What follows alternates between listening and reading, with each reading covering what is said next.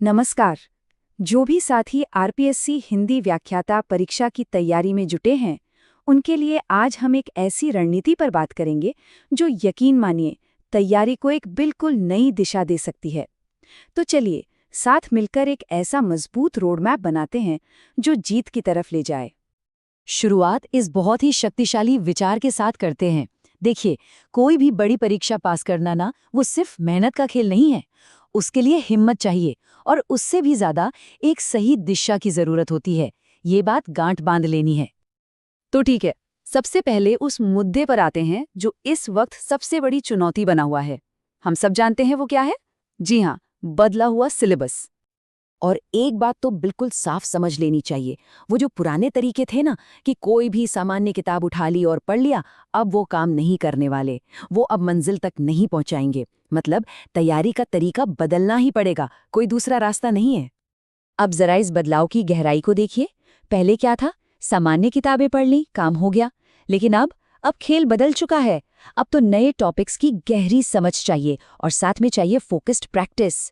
तो ये सिर्फ सिलेबस का बदलाव नहीं है, ये तैयारी करने की पूरी सोच का बदलाव है। तो सवाल ये उठता है कि इस नई चुनौती से निपटा कैसे जाए। इसका जवाब बड़ा दिलचस्प है। हमें कहीं और से नहीं बल्कि भारतीय काव्यशास्त्र से मिलता है। जी हाँ, काव्यशास्त्र हमें सफलता के 3 मजबूत स्तंभों का रास्ता दिखाता है। ये कॉन्सेप्ट है काव्य हेतु का, मतलब वो कारण जिनसे काव्य की रचना होती है। सोचिए, एक अच्छी कविता लिखने के लिए क्या चाहिए? प्रतिभा, ज्ञान और अभ्यास, है ना? बिल्कुल यही 3 चीजें इस परीक्षा में सफलता का भी आधार हैं। यही हमारे 3 स्तंभ हैं। आइए अब इन तीनों स्तंभों को जरा खोल कर समझते हैं। पहला है प्रतिभा। इसका मतलब सिर्फ पढ़ना नहीं है, बल्कि सब्जेक्ट के लिए एक जुनून, एक रुचि पैदा करना है।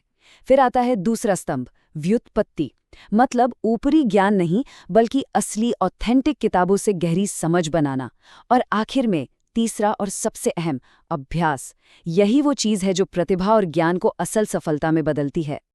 और सबसे जरूरी बात जो समझने वाली है वो ये है कि ये तीनों अलग अलग काम नहीं करते। ऐसा नहीं है कि सिर्फ टैलेंट है तो काम चल जाएगा या सिर्फ प्रैक्टिस कर ली तो हो जाएगा। नहीं, सफलता इन तीनों के सही तालमेल, एक सही कॉम्बिनेशन से ही मिलेगी। एक भी पिलर कमजोर हुआ तो बात नहीं बनेगी। चलिए तो अब थियरी से प्रैक्टिकल पर आते हैं। बात करते हैं उन औजारों की, उन साधनों की जो इन तीनों स्तंभों को मजबूती देंगे। यानी वो कौन सी किताबें हैं जो इस सफर में सबसे अच्छी दोस्त साबित होंगी। सबसे पहले बात व्याकरण की। देखिए, इसकी नींव तो क्लास 9 से 12 की रचना प्रबोध से ही बनानी है। ये बेस है।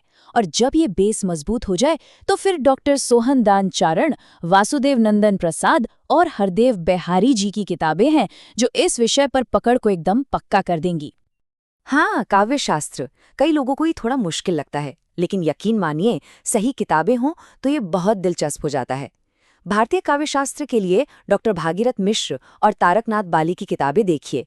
और जब बात पाश्चात्य काव्यशास्त्र की आए तो निर्मला जैन जी की किताब बहुत बहुत जरूरी है। और अब आते हैं हिंदी साहित्य के इतिहास पर।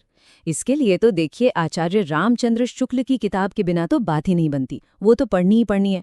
उसके साथ साथ डॉक्टर नगेंद्र का संपादित इतिहास और क्लास 11-12 की किताबें आपकी समझ को एक नई गहराई देंगी। सच कहूं तो ये किताबें नींव का पत्थर हैं। तो देखिए, हमने चुनौती को समझ लिया, समाधान के 3 स्तंभ भी देख लिए और उन स्तंभों को खड़ा करने के लिए कौन सी किताबें चाहिए वो भी जान लिया। अब इन सारी बातों को मिलाकर एक फाइनल, एक ठोस रणनीति तैयार करते हैं। बस 5, सिर्फ 5 जरूरी बातें हैं। ये 5 पॉइंट्स पूरी तैयारी को सही रास्ते पर रखेंगे। पहला, सिलेबस लंबा है, हाँ, पर इससे घबराना नहीं है, बल्कि इसे एक मौके की तरह देखना है, दूसरों से आगे निकलने का मौका। दूसरा, वही 3 बातें, प्रतिभा, ज्ञान और अभ्यास, इनका तालमेल बिठाना है। तीसरा, कोई भी ऐरी गैरी किताब नहीं, सिर्फ और सिर्फ ऑथेंटिक, प्रामाणिक किताबें ही पढ़नी है।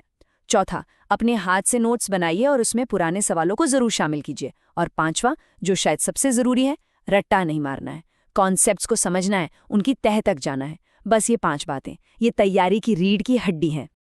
तो इतनी सारी बातचीत के बाद अब सवाल ये नहीं रह जाता कि क्या करना है, वो तो हम जान चुके हैं।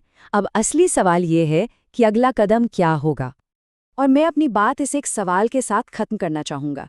तैयारी के सफ़र में जब भी कोई मुश्किल सवाल सामने आए तो उससे परेशान मत होइए, उसे एक रुकावट की तरह मत देखिए, बल्कि रुककर खुद से पूछिए कि यह कठिन सवाल मुझे क्या सिखा सकता है।